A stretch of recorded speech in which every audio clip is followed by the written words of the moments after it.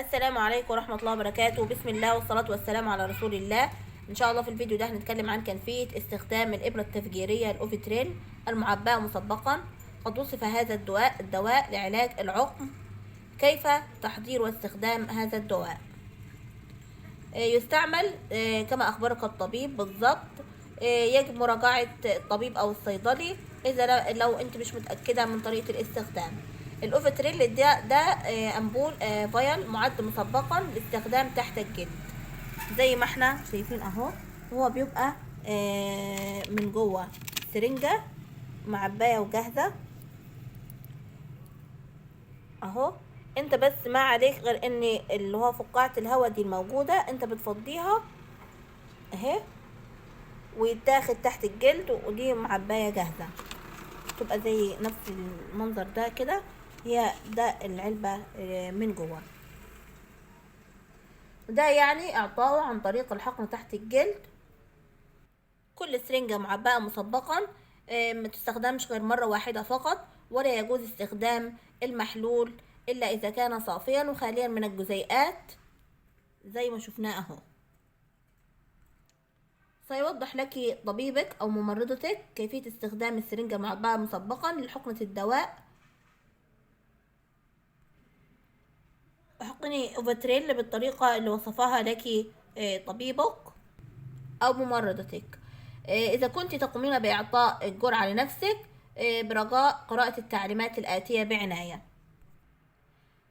اغسلي يديك. من المهم أن تكون يديك والأشياء التي تستخدميها نظيفة تماما قدر الإمكان. قومي بجمع كل المستلزمات التي تحتاجين إليها. يرجى ملاحظة أن العبوة لا تحتوي على مسحات الكحول. ابحثي عن مكان نظيف وضعي عليه كل الأشياء. أولا عدد 2 مسحة مبللة بالكحول. ثانيا جرعة واحدة معبأة مسبقا تحتوي على المستحضر اللي هو السرنجة دي يعني. الخطوة الأولى، قومي بحقن المحلول على الفور. سيكون الطبيب أو الممرضة قد أرشدك بالفعل إلى مكان الحقن. على سبيل المثال مقدمة الفخذ، امسحي المنطقة المختارة اللي هي مثلا منطقة الفخذ دي، واستخدمي مسحة الكحول. الخطوة الثانية امسكي الجلد بقوة بين أصبعيك، وادخلي الإبرة بزاوية تتراوح من 45 ل 90 درجة بحركة سريعة كالسهم. قومي بالحقن تحت الجلد كما تم طبعا إرشادك من قبل الطبيب أو الممرضة.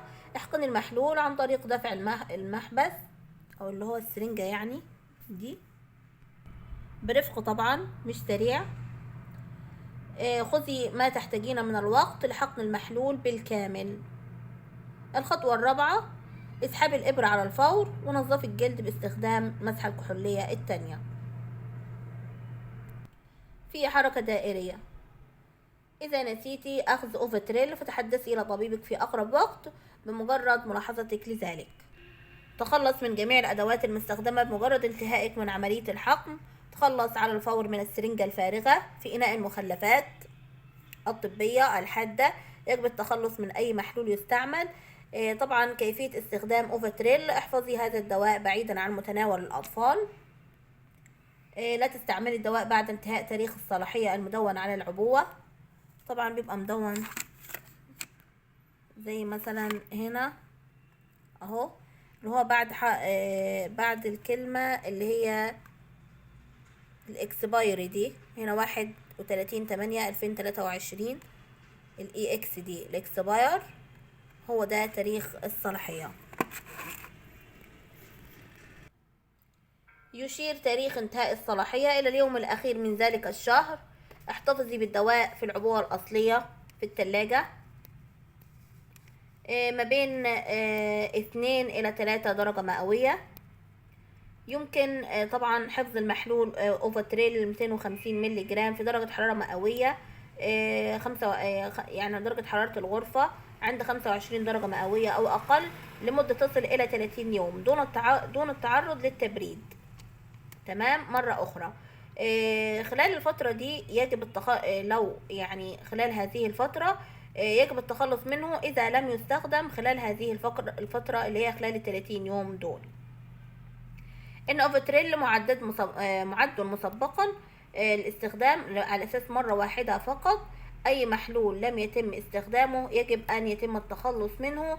إذا كانت لديكم أي أسئلة أخرى أو بحاجة لمزيد من المعلومات عن الأوفاتريل برجاء الاتصال بالطبيب أو الصيدلي. ما تنسوش تعملوا سبسكرايب لو كنت أول مرة تشوفونا، وتفعلوا زر الجرس ليصلكم كل جديد، وإن شاء الله ربنا ينفع بنا جميعا. والسلام عليكم ورحمة الله وبركاته.